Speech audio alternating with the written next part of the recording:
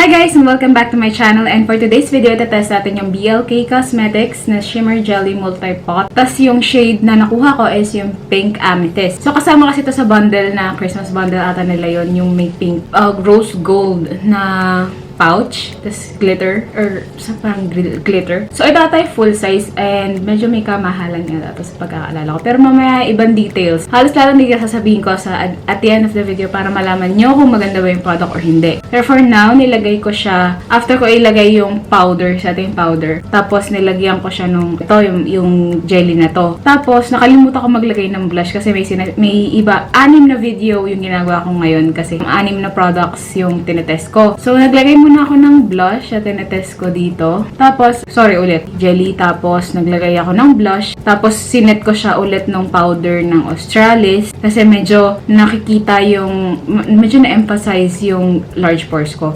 Tapos, medyo marami akong nakuha. Kasi, a little goes a long way lang siya. Nilagyan ko din yung sa talukap ko. So, ayan siya guys. Yan lang. Sinabi ko lang. So, papakita ko muna siguro yung packaging and yung swatch. Tapos, siya ako papakita yung pinaka pagka-apply ko.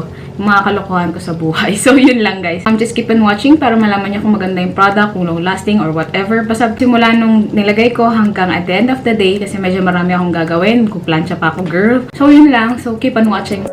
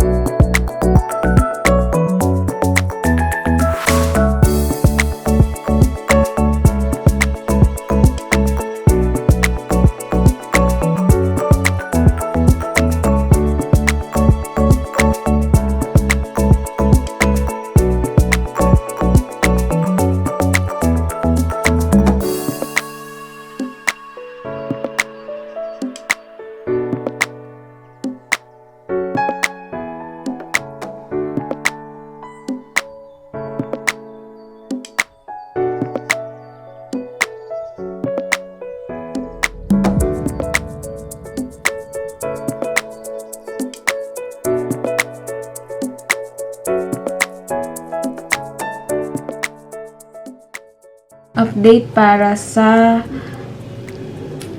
jelly something.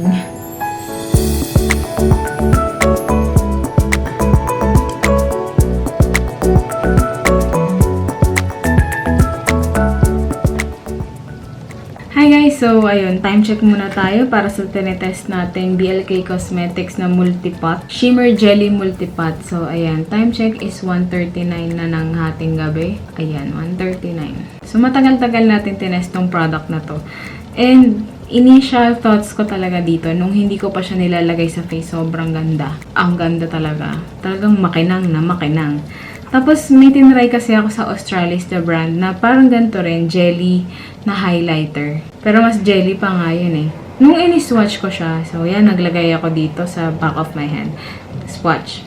Tapos, Nung natuyo siya agad, and nung ginaganon ko, hindi nagta-transfer yung glitter. Well, dito sa tinetest natin is nag-transfer yung glitter, nag-move siya around the face, kahit sinit mo na siya ng powder. Tapos, nag-set siya sa line ng talukap ko. Naglagay kasi ako parang dito sa as eyeshadow, nagta-transfer talaga yung glitter and yung mismong pigment. And then, kapag nasobrahan ka naman, na-emphasize din niya yung texture ng skin mo. So, at saka a little goes a long way pala to, guys. So, talagang mag-ingat kayo. Mas okay kung pa konti-konti kayo maglalagay. Just take time and then i-blend nyo na lang ng maayos. Akin, fingers lang ginamit ko pang spread ng product. Pero, pwede rin naman gumamit ng ibang applicator like sponge or brush. Maganda actually yung initial na lagay kaso sumobra ako sa pagkuha. And nagta-transfer siya. Wala namang dragging effect nung ina-apply ko siya sa face. Hindi naman nag-oxidize. Hindi rin siya waterproof. Hindi siya smudge-proof. Medyo sticky siya. So, mas okay talaga kung isa-set mo yung product. Medyo inaantok lang talaga yung mukha ko. Gusto ko lang talaga tapusin yung video para masabi ko yung final thoughts ko. Sa price point, 300 something yata. 349 or 349 siya sa Shopee and sa Lazada. So, may 2 shades na available. Yung sa aking binili is yung pink amethyst. Yung isang shade naman is yung pearl. Kung maputi ka, mas okay itong pink amethyst. Although, wala kasi sa bundle yung choice na mamili ka ng shade eh. More on pinks lahat yung nandun. So, mas okay, kasi sa shade ko, medyo morena. Maputi nga itong nasa face ko eh. Ito yung tinetest kong isang powder. Medyo may white cast siya and hindi nag-oxidize sa face ko kaya mukha ko maputi. Ngayon, para sa akin, mas okay yung sa mga morena and medyo morena, mas okay yung pearl na shade. Ayun. So, ito kasing pink amethyst mo, pwede na rin siyang may pagka-blush. Hindi ako masyadong marunong mag-apply ng ganitong klaseng product. So, talagang napadami ako ng lagay. So, kinover up ko na lang, pinatungan ko na lang siya ng powder na tinitest. Kaya kumapal siya ng itsura. Ayun. So, okay lang naman yung product. Medyo mahirap lang siyang itansya kasi nga a little goes a long way siya. So, makakatipid ka dito. Kahit maliit lang to palaban siya. Yun, 349 pesos lang, guys. So, pwede nyo siyang affordable ba, kumbaga. Ayun, kaso nga lang, hindi siya waterproof, smudge proof. So, yun lang, guys. Yun lang ata yung masasabi ko for this product. Yung texture niya in formula, smooth din naman siya. May pagka-jelly talaga siya, pero hindi naman wiggly masyado. Ayun, siguro mas yung consistency. Mas malapot kaysa sa iba. And then, hindi naman, lightweight naman siya sa face kahit hindi naman siya nakaka-apekto sa ibang product. Sa scent, wala siyang scent. Packaging maganda rin naman. Nakatipid naman sila sa iba't ibang mga gusto nila mangyari sa buhay. Hindi na kailangan ng box or whatsoever, seal lang. I'm not sure sa sa mismong shop kasi ito kasama to sa bundle, yung binili kong bundle na ginawan ko rin ng video haul plus watch. Yung rose gold. Ayun, kasama lang siya doon. Hindi ko sure kung may box ba talaga to or kung wala or seal lang talaga siya.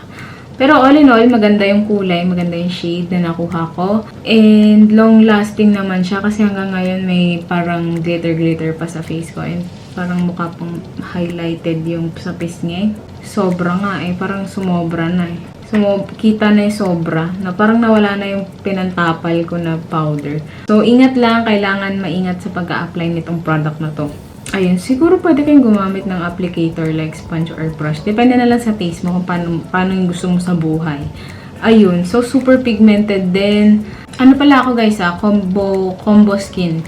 Oily and dry. Pero yung oily ko, itong part na to, and yung dry. So, yun lang, sinabi ko lang yung kung anong mangyayari kapag combo skin ka. Kasi, yun yung nangyari. Ayun lang, wala na natin akong ibang masasabi for this product. All in all, maganda siya. Hindi nga lang siya super transfer proof or what. Kasi talagang transfer siya. Ayun, mas okay sana kung transfer proof siya. Kasi dapat transfer proof yung mga ganitong jelly. As quick drying, ganun. Yun lang naman. So, if ever mo gusto ko yung product ni Party, just comment down below. Also, check my social media accounts. Doon lang sa description box below. And if you like this video, please hit that like button and please subscribe to my channel. So, see you in my next video. Bye!